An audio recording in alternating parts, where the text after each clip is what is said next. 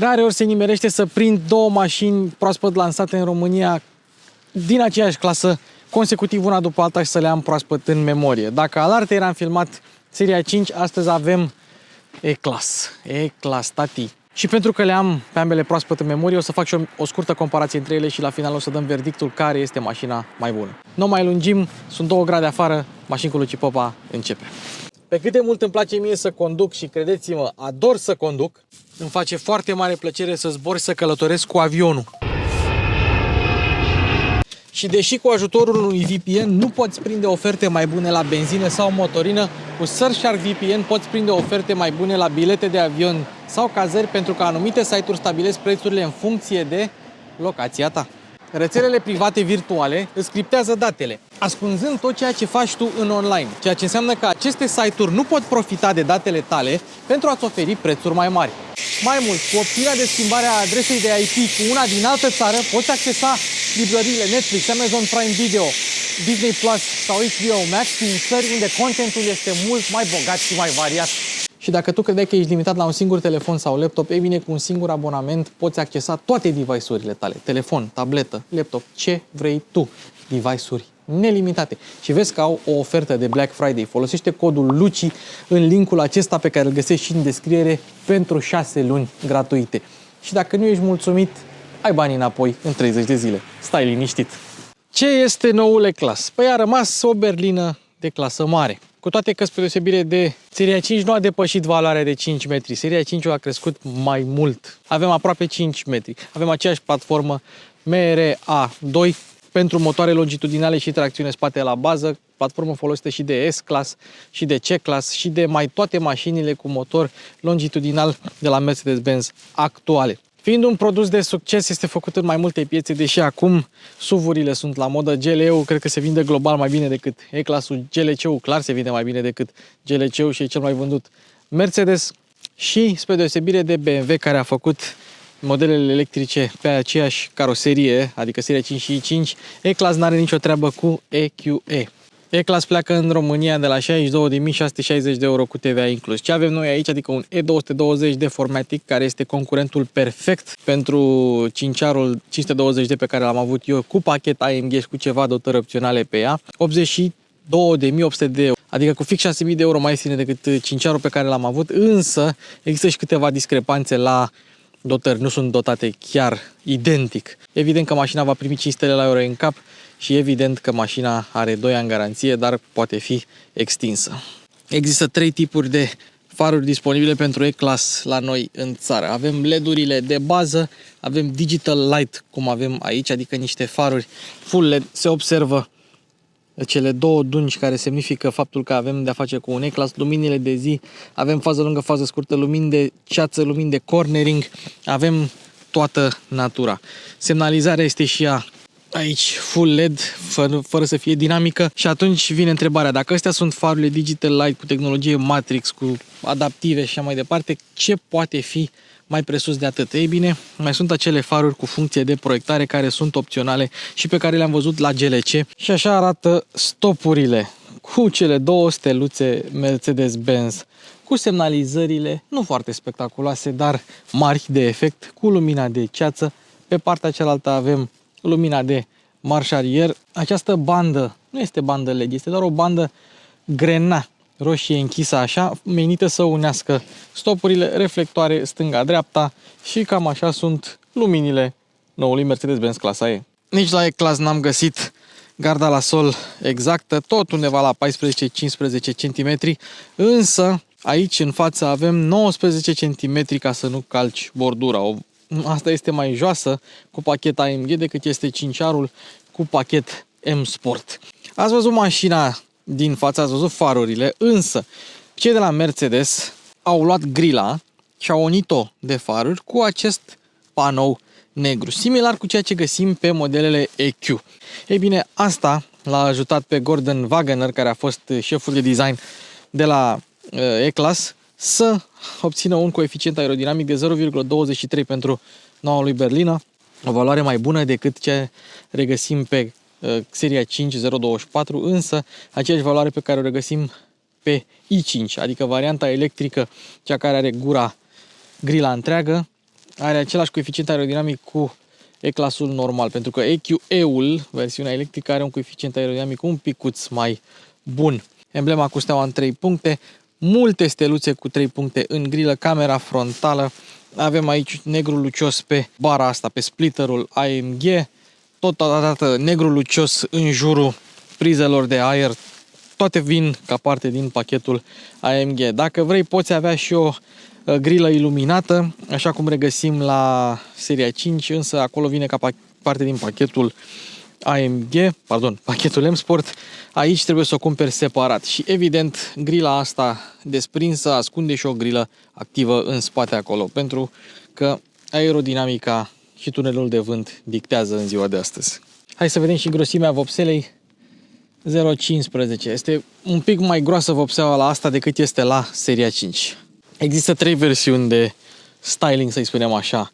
Avantgardul, care este standard, exclusivul, care are emblema Mercedes-Benz urcată așa cum o știm de la S-Class și de la alte modele mai vechi Mercedes-Benz, și pachetul AMG pe care îl regăsim acum.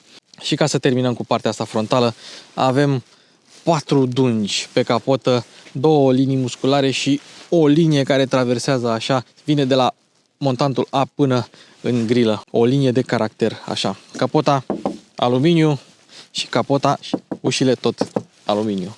Antifonare aici, protecție de plastic în față și pâslă în spate. E bine, cu toate astea, E-clasul mi-a reușit o valoare mai bună pe decibel-metru pe traseul meu de test la 80 de km pe oră, 57,4 decibel pentru E-Class, 58,8 pentru seria 5. Deci este un pic mai antifonată limuzina celor de la Mercedes.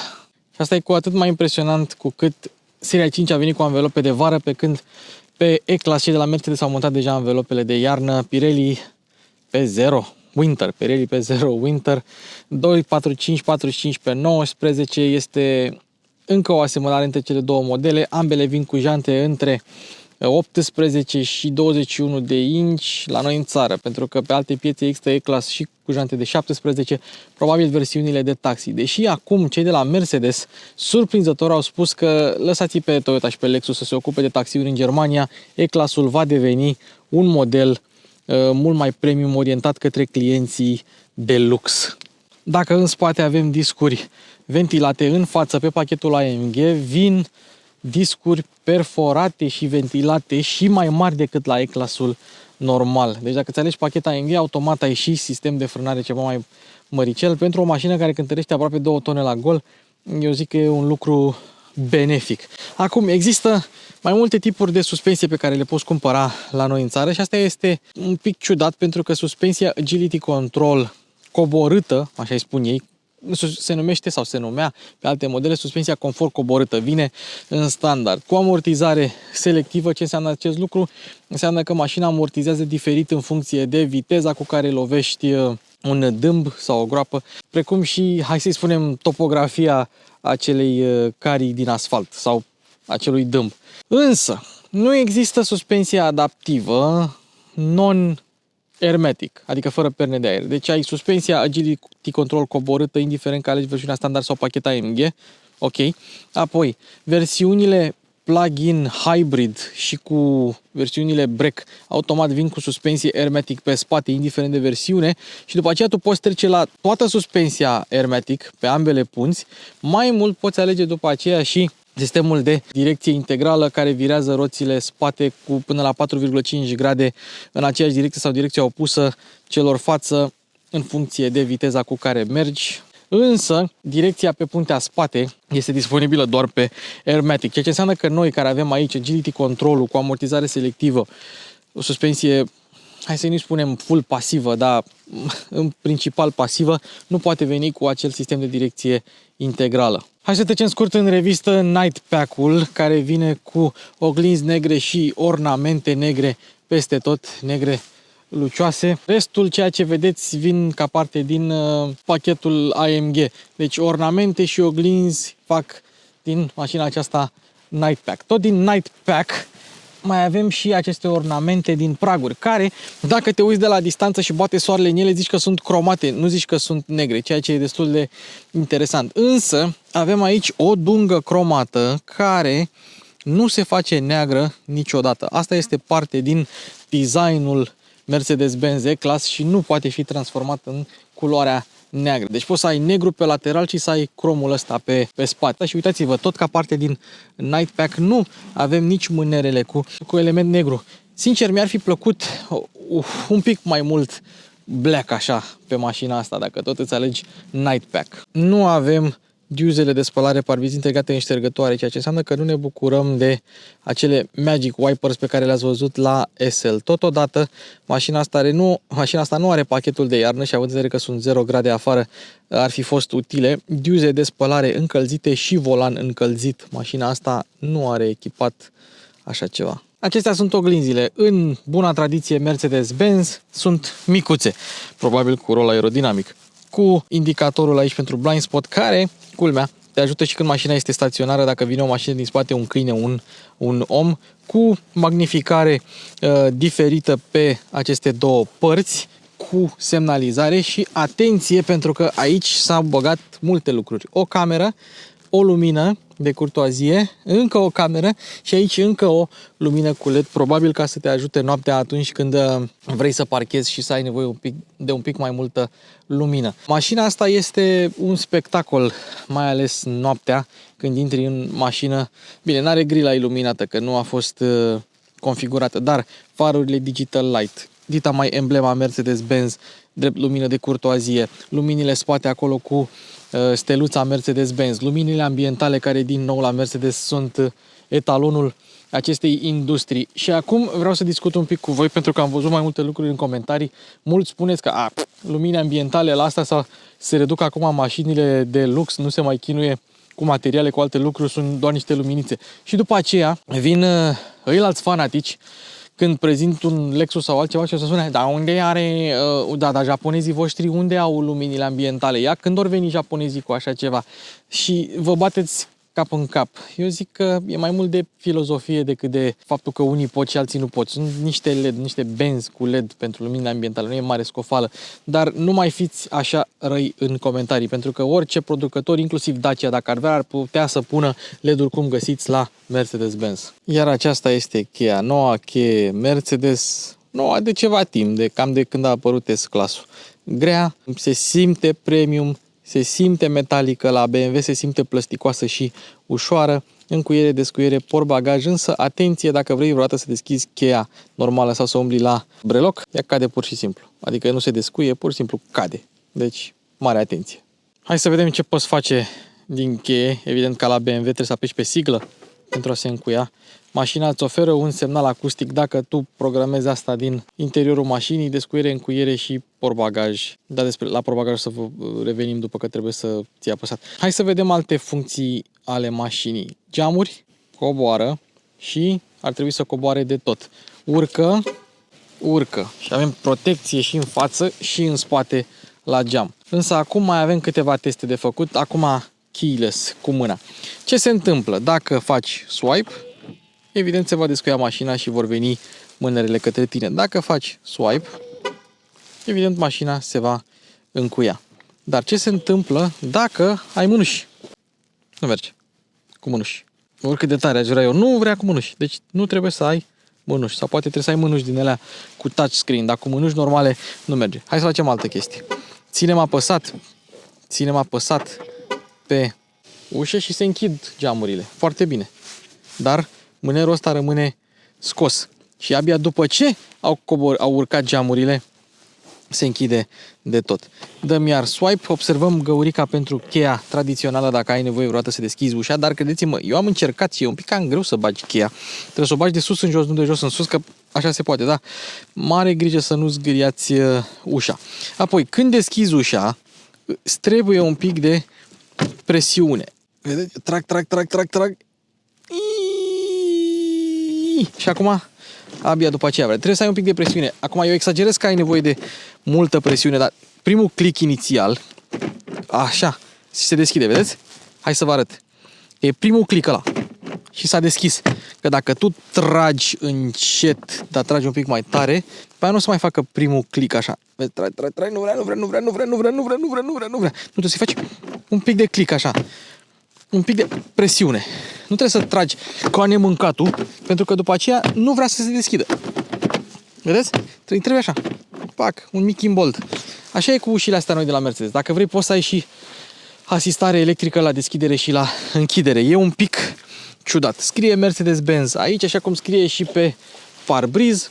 Și cam așa e cu ușile. Acum, dacă tu încui, descui și la un moment dat pleci de lângă mașină, nu știu, ai uitat ceva, te duci să îți iei cheile sau mai vorbești cu cineva că nu au uitat să-ți spună ceva, la un moment dat mânerele astea se vor închide, da? Și tu poți să ai cheia, poți să n-ai cheia și te întorci, deși tu n-ai plecat departe, ai încă cheia în buzunar, ai mânușă ca să se deschidă. Trebuie să apeși. Nu mai faci swipe, apeși. Înțelegeți voi. Nu e chiar cel mai simplu lucru de operat.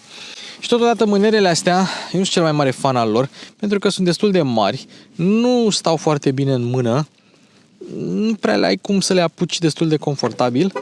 Uite, și acum ce se întâmplă când vrea ușa să se ducă înapoi, vezi? Are un sistem de siguranță ca să nu-ți prindă mâna.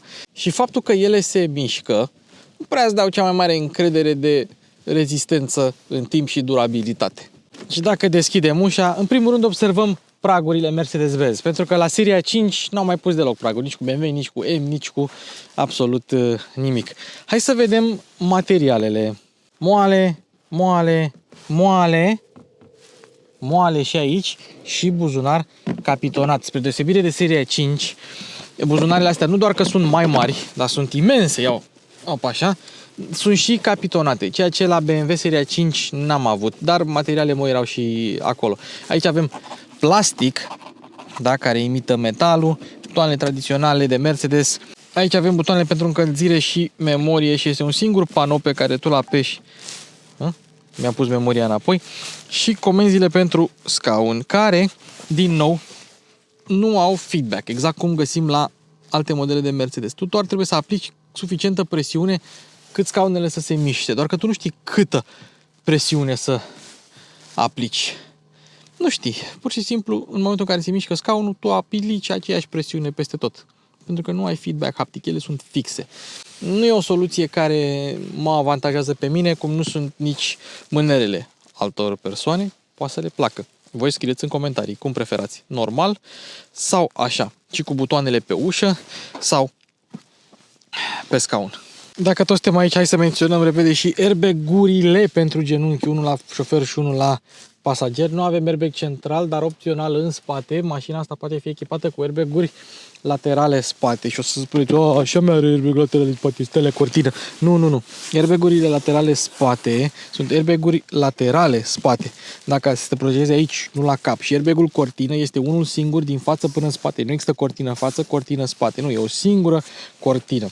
Și apropo de siguranță, avem și capotă activă pentru protecția pietonilor. Vine pietonul, îl lovești ca să nu dea cu capul în stâlp sau în alte elemente mai dure de sub capotă. Capota se ridică, are doi actuatori pirotecnici, bum, se ridică și capul pietonului, din fericire, va lovi ceva moale și va îndoi capota asta frumoasă din aluminiu. Hai să continuăm. Dacă seria 5 vine cu o configurație double wishbone pe față, aici avem multilink față-spate, 4 brațe în față și 5 brațe ca la BMW în spate. Cum se traduce asta la cum se conduc? Asta o să vedem la proba de condus. Care din ele credeți că are feeling-ul mai natural la condus? Nu contează care e mai rapidă și care poate să ia virajul cu mai mult aplomb. Întrebarea este care se simte mai natural, Mercedesul sau BMW-ul? Răspunsul vă poate șoca. Mergem în spate unde avem keyless. Evident că avem geamuri privacy în spate ca parte din un pachet, nu știu dacă parte din pachetul AMG sau din alt pachet, am uitat sincer, însă hai să vedem materialele și în spate. Și ele sunt în principiu de aceeași calitate cu cele din față, nu există nicio diferență, nu avem banchetă încălzită aici, da, avem sistemul Burmester 4D despre care vom vorbi imediat și buzunare capitonate în spate, ceea ce BMW-ul seria 5 nu are, nu se poate lăuda cu așa ceva. Hai să vedem cum se aude ușa unei mașini făcute în Germania și nu știu dacă ați văzut, dar eu n-am împins deloc ușa. Ea s-a închis singură, ea. Hai, nu mă face de râs. Știu că poți. Da, așa da, se aude bine. Dacă mergem din față în spate, observăm că aici la lunetă există un oarecare panou care desparte luneta de plafon, ceea ce nu găsim la foarte multe berline. Ei bine, aici sunt ascunse antenele mașinii, nu sunt ascunse în lunetă, acolo sunt și este o soluție ceva mai elegantă. Cu toate astea, mașina nu pare că are un spate cam scurt și o lunetă cam mică. Nu știu, asta aștept să spuneți voi. Și dacă este să deschidem ușa să vedem ce se află în zona asta, absolut nimic. Deci, pentru pasageri, e doar parte din plafon. Însă, din exterior, once you see it, you cannot unsee it, să spunem așa. Dacă în față eu nu sunt încă hotărât ce îmi place mai mult, seria 5 sau E-Class-ul, la seria 5 nu-mi plac farurile, la E-Class nu mă prea înțeleg cu panoul ăla negru din jurul grilei. La spate pot spune că E-Class-ul este mai pe gustul meu. Mai elegante stopurile, chiar dacă nu avem bandă LED, tot avem o bandă. Dunga asta cromată, E220 Formatic. Gurile de evacuare, chiar dacă false, par mai realistice, să spunem așa, mai naturale, mai bine desenate, bine conturate față de seria 5. Difuzorul la fel nu este foarte exagerat și per total mașina nu arată ca și când ar fi o piramidă tăiată cum arată seria 5, pentru că dacă te uiți la seria 5 și o să vă arăt imediat asta, dar vreau să arăt întâi fantele astea false, la seria 5 mașina coboară așa și se duce în continuare așa și arată ca o piramidă tăiată, pe când aici la E-Class, vedeți? Mai bine conturată mașina. Chiar dacă aici la evacuare nu arată tocmai ideal, dar arată un pic mai bine decât seria 5 și tind să-i dau premiul designului E-Class-ului. Acum, din nou, depinde de preferințe. Aștept părerea voastră în comentarii. Evident că fiind un diesel modern trebuie să avem AdBlue. Îmi place că scrie aici. Dacă ești sub minim, pui o cantitate mai mare sau egală cu 8 litri și vei fi ok. Rezervorul are 66 litri, dacă nu mă înșel, mai mare decât la seria 5. Aici merită să pui un rezervor mare. Dacă nu ai un sistem plug-in hybrid care să-ți mănânce din rezervor, poți pune un rezervor mai mare, doar că acum îți mănâncă AdBlue din locul rezervorului. Aia e, Rescue Card-ul, care îți spune unde se află elementele de siguranță ale mașinii, spre exemplu, de unde ce cabluri să tai ca să te conectezi bateria, unde sunt airbag-urile și ce mai trebuie să mai faci în caz de accident sau de nevoie, în special util pentru echipele de descarcerare, B7, B10 biodiesel și presiunea anvelopelor. Deci maximum 10% biodiesel în această motorină. Să spunem că vrei să mergi către portbagaj cu cheia în buzunar, ai mâinile ocupate și ai băgat mâna aici, piciorul sub portbagaj, ai cazacioc, se poate închide. Iar acesta este portbagajul. Se vede cârligul pentru plase. Sper să se vadă că e foarte util. Acum hai să vedem volumul portbagajului, care este de 540 de litri. Lățime minimă 1 metru, adâncime 115 cm și o margine de încărcare din asta mai mică decât la seria 5. Portbagajul per ansamblu este mai bine compartimentat decât la BMW seria 5. Avem plasă, odată, cârligă aici. Avem acolo un element de plastic, să sperăm că pot eu să ajung cu el, cu asta. Se vede, da? Ei bine, chestia asta nu o găsești decât la versiunile non-plug-in hybrid, pentru că la plug-in hybrid pierzi acel element, pentru că podeaua este mai ridicată, podeaua portbagajului, dar și nu mai ai podea falsă. Aici ai despărțitorul Mercedes, foarte util. De fapt, e mai mult o ladă, e o ladă despărțitor, foarte tare. Și aici ai vesta reflectorizantă care arată ca o minge de tenis care, nu știu, a fost trecută printr-o țeavă.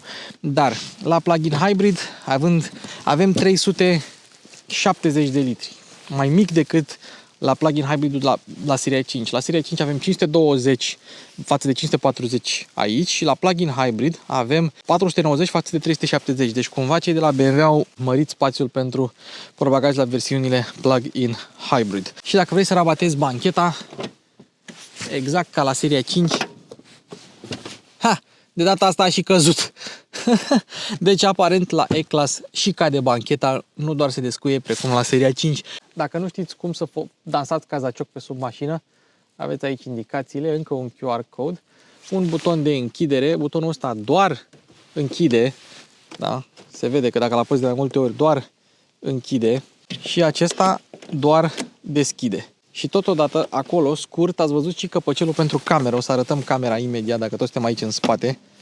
Dar eu voiam să văd dacă se închide portbagajul din cazacioc. Oh! A mers. Când rabatezi bancheta, observ că podeala nu este tocmai plană, dar nu e nici cu treaptă foarte mare, semn că poți înghesui sau poți împinge obiecte voluminoase către banchetă. Totodată îmi place că avem aici un loc pentru centură, ca să nu fie prinsă centura în momentul în care ridici bancheta la loc. Bancheta e destul de grea, trebuie să recunoaștem acest lucru, este destul de grea și avem aici un pic de plastic și continuăm cu încă un element de piele, burete din ăsta saltea de piele. Acum, la seria 5 nu ai așa ceva, ai direct piele, da? Deci nu avem elementul ăsta de plastic. Și aici avem praguri la seria 5, nu avem praguri personalizate cu absolut nimic. Aici măcar au pus ceva cromat, măcar atât. Deschidem capota la aproape 90 de grade, avem antifonare, avem protecție pentru toată zona asta caldă, zona de turbină, să-i spunem așa, o singură turbină twin scroll. Revenim la acest aspect. Acolo găsești nu bateria, dar borna de plus cu borna de minus. Lichidul de parbriză îl găsești pe partea asta, iar aici avem actuatorii pirotehnici care ridică capota atunci când, Doamne ferește, se întâmplă un accident cu pietonul. În ceea ce privește motorizările, momentan avem 2.0 diesel, cum avem aici, 2.0 benzină, care este cea mai ieftină versiune, adică E200 benzină. Avem versiuni plug-in hybrid și vom mai avea pe parcurs, vom mai avea și alte motorizări, fie ele benzină, diesel, plug-in hybrid. Momentan gama E-Class este compusă din E200 2.0 benzină, E220 2.0 diesel. Ar urma un 2.0 diesel mai puternic, de 272 de cai pe care le-am regăsit acum pe GLE, facelift, E450 benzină, care este 3 litri benzină, mai al hybrid, evident toate, și două versiuni plug-in hybrid, E300E, E400E, urmează diesel, plug-in hybrid. Mercedes este singurul producător care mai oferă diesel plug-in hybrid momentan și dacă știi cum să te porți cu motorul ăla, poți să mergi aproape pe gratis. Dar să revenim la oile noastre. Noi avem cea mai vândută versiune în România. Așa spune Mercedes, la fel cum la BMW va fi 520D-ul, așa va fi și E220D-ul la Mercedes. Ce înseamnă acest lucru? Înseamnă că avem același OM 654 2.0 pentru că a crescut de la 1,9. Este un motor din aluminiu în două axe cu comorel de a patra generație, un raport de compresie de 15:1 și cu o singură turbină twin scroll. E bine, motorul a crescut de la 1.9 la 2.0 pentru că acesta se spune că ar fi primul diesel care are un starter generator integrat, mild hybrid. Având acest starter generator integrat de la Mitsubishi și cu noul arbore Cotiti s-a crescut capacitatea cilindrică de la 1950 la 1993 și a venit de 2 litri. S-a crescut și presiunea de injecție, a primit chiar și două selectoare catalitice SCR cu AdBlue, așa cum există și la noile 2.0 TDI-uri. Turbina Twin Scroll nu este singura modalitate de supraalimentare. Avem și un e-booster, așa numește Mercedes, de la BorgWarner, care este un compresor electric pe 48 de volți, care se alimentează de la sistemul electric de 48 de volți. Și astfel ajungem la o putere identică cu cea a lui 520D, pentru că vedeți voi, cifrele astea nu sunt puse din întâmplare. Deci motorul produce 197 de cai putere și 440 Nm. Puterea pe la 3600 de ture, deci mai jos decât la BMW, și cuplu pe o plajă similară, 1800-2800, însă la BMW era plaja mai lungă, dar valoarea maximă era ceva mai scăzută, la 400 Nm. Ceea ce înseamnă că motorul ăsta e destul de forțos așa și poate să miște caroseria de 1975 de kg la gol. Mai grea mașina, cam cu vreo 50 de kg decât BMW-ul, nu e mare diferență, dar cu toate astea ne apropiem și nu sunt mașinile electrice, sunt mașini termice, ne apropiem de 2 tone la motorizări de bază de 2 litri cu tracțiune integrală. Nu este tocmai pe gustul meu acest lucru. Eu am mers cu ambele mașini pe același traseu, în condiții aproape identice, mi-a scos BMW-ul 6.7, asta mi-a scos 6,5, nu e mare diferență, consider că nu ăsta este factorul diferențiator atunci când alegi o mașină din această clasă. Ambele sunt mild hybrid, însă în timp ce BMW-ul dezvoltă 15 cai putere și 25 Nm, aici avem 20 de cai putere și un cuplu maxim de 205 Nm. Deci starter generatorul celor de la Mercedes este ceva mai puternic, mă rog, de la Mitsubishi. Am spus mai devreme că diametrul de bracaj este de 12,3 sau 4 metri la E-Class, nu, este de 12 metri la seria 5, 12,3 e mai bun. Este mai bun la E-Class și cu și fără direcție integrală. Bateria la BMW era aproape 1 kWh, la Mercedes încă n-am găsit valoarea exactă. Cert este că toate fac același lucru și contează mai puțin valoarea absolută a bateriei. Și acum hai să vorbim despre performanță brută. 7.3 pentru BMW, 7.8 pentru Mercedes până la 100 de km pe oră. Probabil că ajută și cutia ZF-8 la BMW. Aici avem un nou G-Tronic ceva mai relaxat. Viteză maximă 234 pentru Mercedes și 228 pentru BMW. Aici diferența eu o pun în cârca aerodinamicii mai bune la BMW și a treptelor un pic mai lungi. Având 9 trepte, Mercedes își permite să lungească a noua treaptă și să o facă mai de consum. Când cobori capota, întâi o cobori către prima treaptă și apoi o cobori de tot.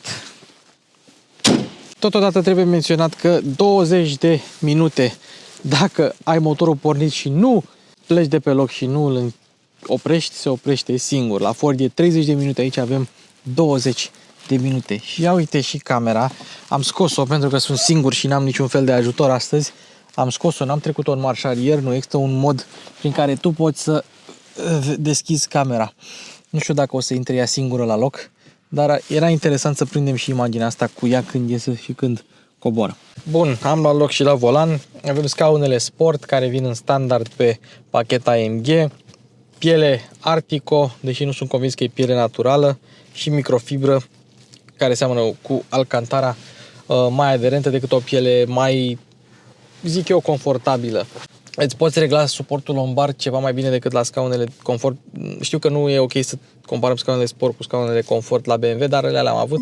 Însă aici îmi pot regla suportul lombar ceva mai bine și stau parcă ceva mai bine în scaunele astea decât în scaunele de BMW. Ce îmi place este că deși nu avem masaj în scaune, avem cinetică și scaunul se mai mișcă din când în când, așa cum s-a mișcat și acum, astfel încât să te mențină activ, să nu amorțești la drum lung. Este activată cinetica scaunului. Evident, dacă vrei, poți avea și tapiserie din piele, poți avea și alte scaune confort, dar pe acestea le avem aici, pe acestea le testăm și noi astăzi. Continuăm cu volanul, care, da, este volanul AMG, gros, cu aceste comenzi fie haptice, și îmi place că scrie nu lăsați în autovehicul persoane sau animale, dar ce vrei să lasă înăuntru? Extraterestri? Sau butoane fizice, dar când apeși tot panoul. O să revenim la tabloul de bord un pic mai târziu. Ideea este că da, există șansa ca uneori să apeși din greșeală pe butonul de volum sau alte comenzi. Există șansa asta. Volanul este gros, cu padele oarecum apropiate, cu manete la îndemână, inclusiv schimbătorul de viteze, care după ce te obișnuiești cu el parcă nu mai vrei altceva. Însă există o problemă, spițele de pe volan nu sunt drepte, nu sunt la nivel cu rama volanului și atunci tu trebuie să stai un pic ciudat cu mâinile pe volan și în timp îți obosește podul palmei. Dar asta e o problemă pentru altcineva. Piele perforată, volan teșit și așa mai departe. Și evident, reglaj electric. Hai să vedem materialele. Există aici un contrast între materiale foarte bune și materiale mai puțin bune. Hai să luăm un exemplu. Luăm pănelul ciocănelul, da? Și avem aici material moale, bun. Aici material moale, bun. Material moale, bun. Aici avem mochetă, bun. Aici avem material moale. Aici material moale. Aici material moale. Însă deja începe să se audă. Vezi, asta o fi moale, dar deja începe să se audă mai tare. Per total, avem un mix de materiale moi mai mare decât la BMW Seria 5. Cu toate astea, avem aici ornamente din lemn de nuc poros. Da? Ăsta este standardul pe E-Class, nu mai este piano black, poți să piano black dacă vrei, dar acesta este standardul tocmai ca să elimine piano black-ul. Dacă alegi lemnul de nuc poros cum îl avem noi aici, e foarte ok. Și sub ecran nu mai avem lemn de nuc poros, avem un plastic. Dacă alegi piano black, atunci vei avea piano black peste tot aici în zona asta. Cu toate astea, tot ai acest luft care va fi în centrul atenției dacă te uiți mult în zona asta. Per total, aș spune că BMW câștigă cam cu 10% testul de materiale interioare. Așa, asta este părerea mea pură și personală. Depinde de voi mai departe. Așa cum BMW are aplicația BMW, Mercedes are aplicația Mercedes Me și poți face mai multe chei digitale, așa cum ați văzut că se poate la BMW, să le ai în wallet. Doar că dacă la BMW poți să împarți cheia ta digitală cu până la 5 oameni, aici poți să o împarți cu până la 16 oameni, să le dai tu cheia digitală. Efectiv, le dai în un wallet, în Apple Wallet și în Apple Watch. Nu merge pe Android. Continuăm cu spațiile de depozitare. Ați văzut buzunarele încăpătoare. Pe aici nu mai avem decât frâna de parcare electrică, deci nu avem spații de depozitare. Însă deschidem consola și surpriză, avem două suporturi de pahare, loc pentru cheie. Apropo, foarte ascuțită zona asta. Nu știu dacă se vede. Da, deja pot să-mi tai aproape degetul. Atât de ascuțită este. Apoi, loc pentru cheie, două suporturi de pahare. Pe acesta îl poți face un pic mai mare. Wireless charger, frumos, dacă ai această opțiune. Două luminițe în partea asta și două USB-uri pentru încărcare și conectivitate. Dar deschidem cotiera și observăm că mai avem un USB-C tot pentru conectivitate și încărcare, iar acesta este un lucru bun. Plus refrigerare. Avem gură de ventilație pentru refrigerarea cotierei, una singură. Și cotiera se deschide din două părți. Vara, dacă stai mult în soare cu butonul ăsta, e posibil să se încingă. Tot la capitolul spații de depozitare avem un torpedou amortizat, iluminat, capitonat, parțial capitonat și, surpriză, nu este foarte adânc în zona aia, pentru că dacă punem hârtia așa, observăm că ea lovește de un perete, deci putea fi mai adâncă. Și aici avem locul unde trebuia să deschidem trapa, dar nu avem trapă, și luminile, dar nu avem niciun spațiu de depozitare, nu avem suport pentru ochelari. Hai să vorbim despre ergonomie. Centuri de siguranță reglabile pe înălțime, mâneri la toate cele 4 uși, parasolar, apropo de materiale, parasolar cu lumină, lumini ambientale, color mix care se schimbă, despre asta vom vorbi după aceea, oglindă electrocromă. Aici avem toate camerele mașinii, radarul se află în siglă. Aici pe ușă ați văzut comenzile pentru scaun. Vezi? Nici nu știi cât să apeși. Uite, aici am apăsat puțin, aici trebuie să apăs un pic mai mult ca să se miște. În rest, comenzile sunt ok. În afară de astea nu prea am de comentat. Frâna de parcare electrică, luminile, dăm pe auto. Dacă vrei ca Digital Light să-și facă efectul, trebuie să dai pe auto și după aceea pe fază lungă. Automată, la fel ca la majoritatea mașinilor, luminile de... Uite, blind spot-ul. Luminile de parcare dacă ai nevoie de așa ceva. Gurile de ventilație. Acestea, dacă ai climatizare automată termotronic cu 4 zone, acestea sunt electrice. Însă, noi le avem doar pe cele manuale. De ce spun doar pe cele manuale? Pentru că și dacă le ai pe cele electrice, ele sunt reglabile și manual. Asta în cazul în care cineva vrea să treagă de ele și să nu strice motorașele, au implementat ambele funcții. Butonul de start, nu e nimic greșit aici. Am văzut și la C-clasul pe care l-am testat la fel. Tabloul de bord, o să revenim la el. Ștergătoarele sunt aici lângă semnalizare. Dacă vrei să dai o dată pe ștergător, apeși aici. Iar schimbătorul este destul de ergonomic, n-am ce să reproșez, drive, reverse, park, neutral și așa mai departe. Bun din punct de vedere ergonomic. Aici avem câteva scurtături pentru sistemul de infotainment bune pentru că sunt comenzi fizice. Comenzile climatizării vor fi mereu pe ecran, indiferent de versiune. Două lucruri pe care nu le putem arăta, head-up display-ul că n-avem sau trapa panoramică. Dar avem asistent digital. Hey Mercedes! Yes. Open all windows. The windows are closed. Asta știu și eu, dar please open all windows. Good idea. I'm opening the windows. Now close all windows, please. I'm closing the windows. Și asta poți să customizezi, adică să-i dai mai multe comenzi. Deschide un geam, pune lumina ambientală pe verde și pornește scaunul încălzit când temperatura e sub 10 grade. Adică poți să legi mai multe comenzi de genul ăsta. Acum hai să continuăm cu tabloul de bord. Și cam așa arată el în mod normal. Poți să umbli pe la informații. A mai crescut consumul puțin că am stat cu mașina pornită că e frig.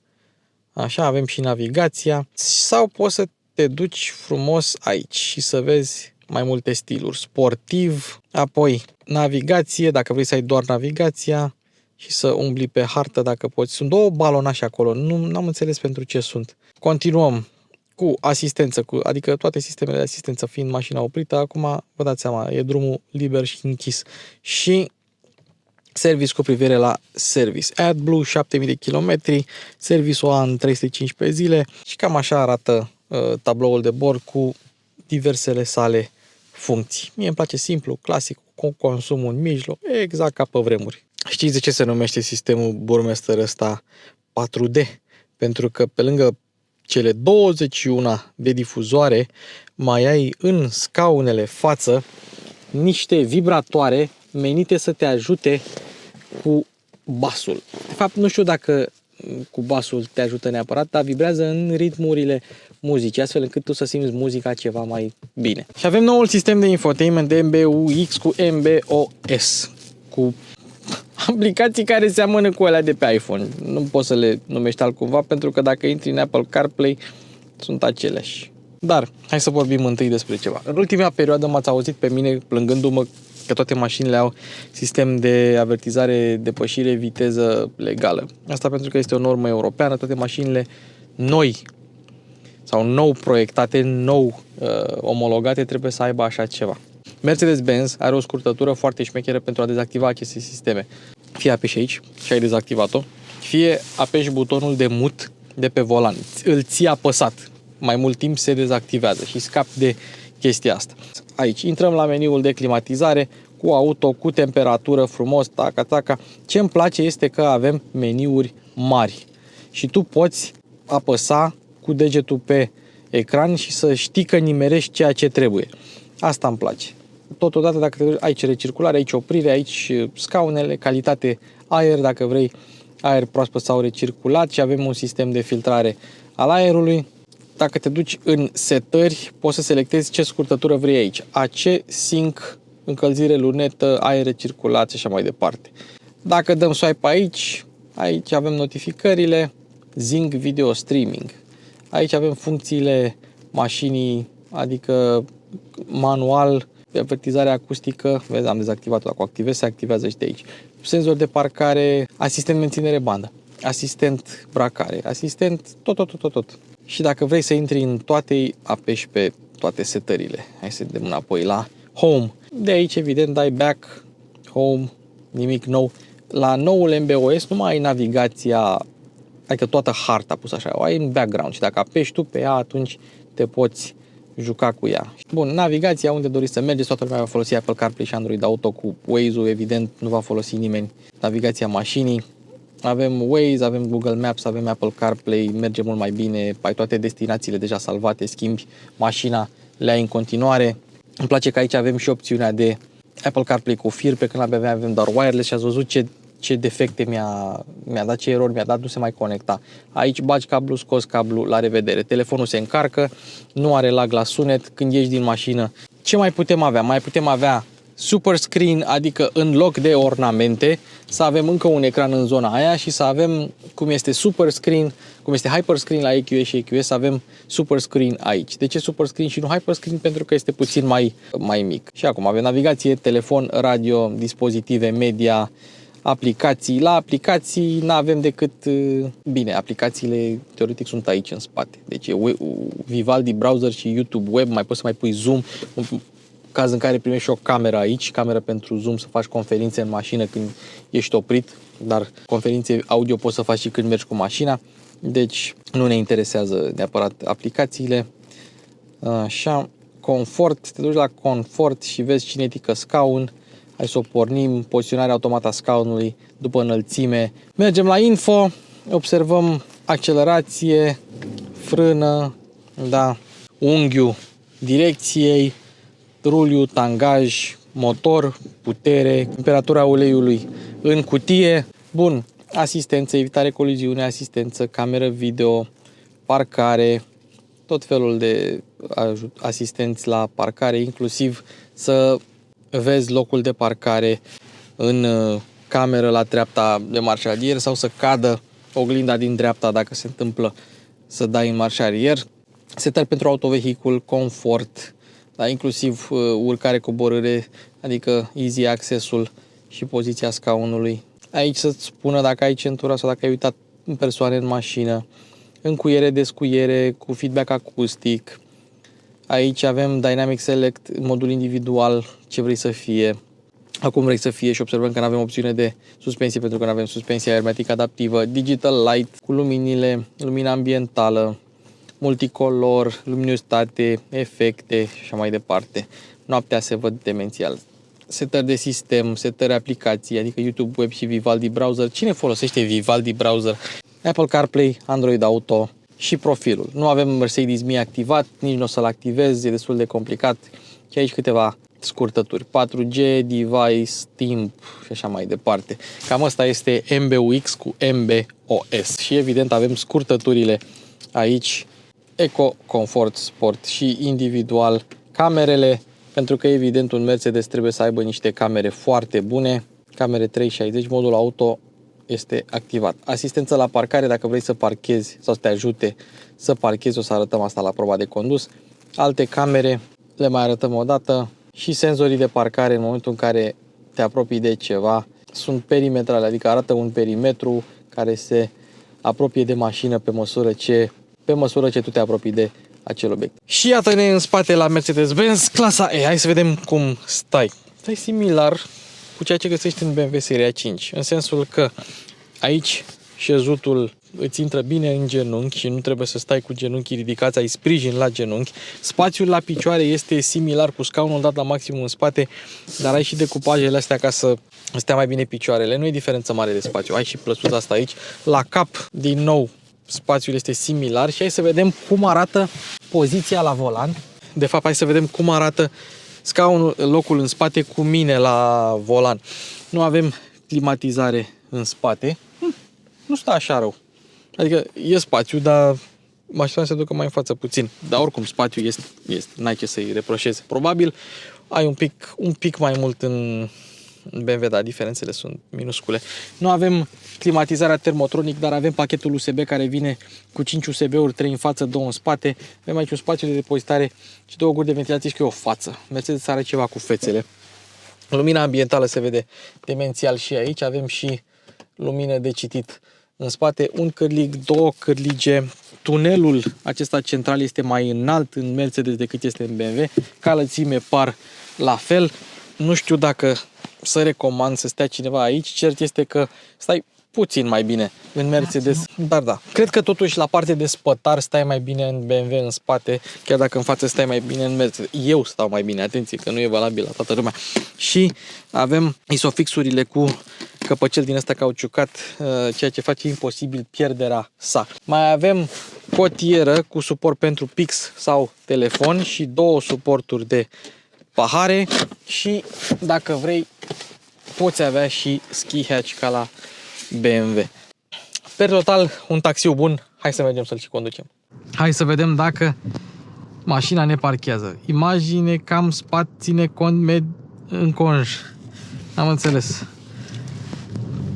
Hai să vedem. Asistență la parcare, căutare loc de parcare.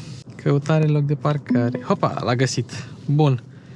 Începe proced de parcare. Imagine cameră față, țineți cont de mediul înconjurător. Verificați obstacolele, acces pedala de accelerație pentru a continua rolajul.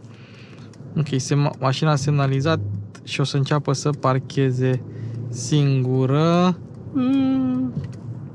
Ok. O ținem noi din frână. La dungile astea roșii se va opri. Ok, s-a oprit, acum o ia în față. Se văd senzorii de parcare perimetral și acum se duc. Hop, se vede și aici unde se va opri mașina. Iarăși cu spatele ținem cont de frână. Parcat-o fix între dungi. Fix între dungi. Mai aproape de șofer decât de pasager. Și... Bine. Cât de în spate te mai duci? Se duce fix în pom. Gata, se duce... Erau dungile acolo, am înțeles. Deci mașina, deși voia să parcheze bine, voia puțin prea mult în spate. Bun, hai să vedem.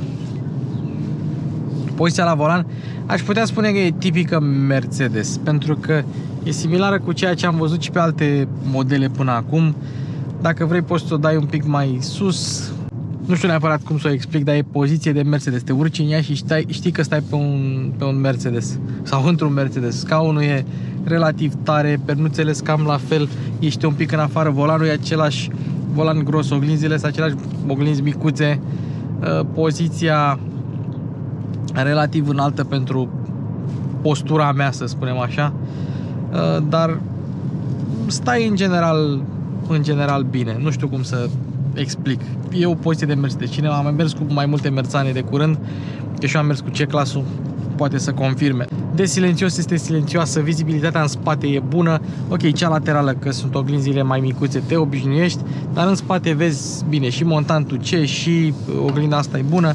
Aici, în zona asta, montantul nu fi el prea gros, dar ai difuzorul, tweeterul pentru sistemul de sonorizare Burmester 4D, care te mai chinuie puțin, dar nu pot să spun că ai o mare problemă. Și da, mi-a scos 57,4 decibeli, o valoare foarte bună, o valoare la care te-ai aștepta să vezi un Mercedes. Pe modul Eco avem transmisia care face coasting, o scoate din viteză, că mulți m-ați întrebat ce înseamnă coasting. Coasting înseamnă să o scoată din viteză, însă există și coasting din acesta mai avansat, în care acum motorul este complet oprit. Se merge în gol, că motorul sau starter generatorul nu învârte nimic acum, nu învârte roțile, nu învârte nimic. Dacă apăs foarte puțin pe pedala de accelerație, imediat a pornit motorul, a băgat-o în treapta a 5-a și la revedere. Ia să vedem, mai scoatem o dată și gata. Apare doar drive, nu apare dreapta, pentru că nu suntem într-o dreaptă, e scoasă din viteză. Dar per total, ambianța la volan e una bună. Ești indiscutabil într-un Mercedes. Suspensia asta Agility Control coborâtă îți permite să simți un pic drumul, adică nu e o suspensie Airmatic să te izoleze complet de ce se întâmplă sub tine. Simți drumul, dar e destul de confortabilă. Nu știu cum să spun dacă este mai confortabilă sau nu decât aia de la BMW, pentru că aia de la BMW era suspensia M Sport, adică cam similar ca și structură cu ce găsim aici. Adică acolo avem o suspensie standard coborâtă cu 8 mm, un pic mai sportivă. Aici avem o suspensie standard coborâtă, nu știu exact cu cât, dar 8 sau 9 mm față de suspensia standard. Plug-in hybridul vine cu încă 15 cm mai coborâtă, deci pe acolo. Pot spune că BMW-ul era mai confortabil. Am ajuns în vremurile în care BMW-ul e un pic mai confortabil decât Mercedes-ul, pe echipări similare, motorizări similare și suspensii similare. La accelerație simți murmurul de diesel, dar cutia schimbă lin, imperceptibil aș putea spune, trece ușor prin trepte, n-ai treabă, și pe Eco răspunde bine. Adică deja la mașinile noi, numai modurile Eco, nu înseamnă că te mai rogi de ele și oricum la 200 de cai n-ai de cine să te rogi. Hai totuși să facem o schemă, să o trecem pe Sport, să o trecem pe manual și hai să vedem cum se conduce E-Class.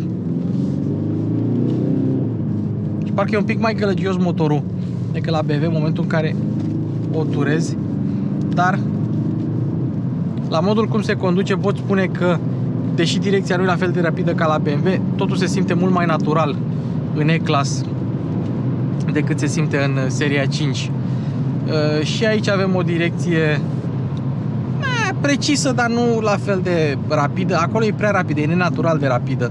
E ca și când ai avea sistemul de direcție integrală activ și nu l-am avut acolo. Dar și aici e relativ ok. Ia să vedem. Da, n-ai treabă. Schimbă bine, se mișcă bine pentru o astfel de mașină.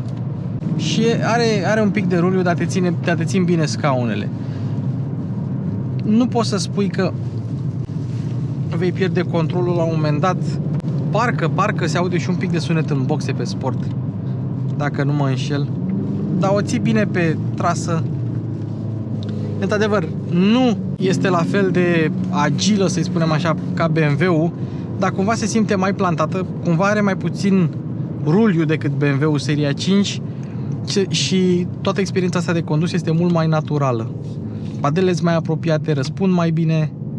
Ia să vedem, pop. Și amortizează cam la fel. Un Smart Brabus. Fi Brabus adevărat? Ia să vedem. Da. Și când treci peste dâmburile astea, amortizează ceva mai lin, mai liniștit. Ca și putere se simt similar. Putere identică. Avem un cuplu similar cu 10% mai mare pe E-Class. Stau bine pe traiectoria amândouă. Nu poți să spui că, bă, îmi iau una că e mai șmecheră dintr-un anumit punct de vedere decât cealaltă. Să zicem că asta are o tendință subviratoare ceva mai pronunțată decât Cinciarul, dar un ruliu mai ținut în frâu, să spunem așa. Și da, acum sunt convins că pe sport ai sunet în boxe. Sunt convins. Între Eco și modul confort nu există nicio diferență, în afară de răspunsul motorului și coasting-ul. Ia. Și cutia răspunde bine pe retrogradare. Chiar bine. Dar hai să o trecem acum pe auto și hai să o trecem și pe confort. Și motorul pe confort e un pic mai bine, un pic mai responsiv decât pe Eco, un pic mai puțin responsiv decât pe sport. Mașina asta nu e genul de mașină în care să vrea să fie rulată în ture tot timpul, dar are cuplu de jos și dacă vrei să accelerezi ușor, accelerează ușor.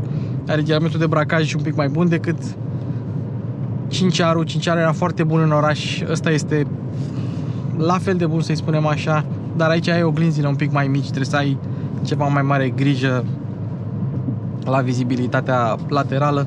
Dimensiunile sunt aproape identice, da, Cinciarul a trecut de 5 metri, dar asta nu e o mașină mică în niciun caz. Îmi place totuși că poți să reglezi șezutul la scaunul ăsta și să-l ridici, pentru că altfel dacă îl ții foarte jos ai senzația că aluneci din mașină, cu toate că microfibra asta microcat e destul de aderentă, n-ai probleme cu ea mai deloc. Pedala de frână e mai moale decât la BMW. Pot să spun că aveam mai multă încredere în aia de la BMW, dar nici în asta nu pot să spun că nu duc lipsă de încredere. Bun. Pilotul. Hai să-i dăm 70. 69. Nu, hai să-i dăm 70. Cu menținere de bandă. Din ce am observat, ține bine banda, dar n-am dezactivat chestia aia cu limita de viteză și am uitat să vă arăt sistemul de infotainment. Hai să vedem dacă putem să o arătăm acum.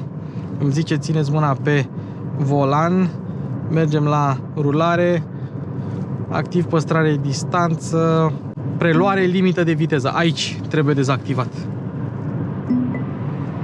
Adaptarea vitezei raportată la rută. Și asta trebuie dezactivată pentru că o să-ți frâneze prea tare în curbe. Ok. Să vedem. Și mai are o chestie mașina asta, un asistent la schimbarea benzii, adică poate să schimbe banda singură. Deci, ce am văzut eu la mașina asta este faptul că te roagă să ții mâna pe volan, ea poate să meargă mult și bine fără ca tu să ții mâna pe volan. Te roagă și la un moment dat se dezactivează. Cam acesta a fost episodul nostru cu E-Class, noul Mercedes-Benz E-Class. Am condus și un E400e plug-in hybrid și pot să spun că există mare diferență între cele două. Pedala de accelerație la E400 e mai dură, masa se simte că e mai grea și pe viraje, pe curbele rapide, într-adevăr se simte și aia că este mai grea. Deci, dacă vrei un E-Class care se simtă mai confortabil, sau mai agil, pardon, luați-l pe ăsta. Ne vedem într-un episod următor. V-am pupat. Eu am fost Luci la cameră, Bogdan la editare, Harry Potter m-a părăsit. Vă pup, ne auzim în comentarii, sunteți cei mai tari, ne apropiem de 100.000. Vă iubesc.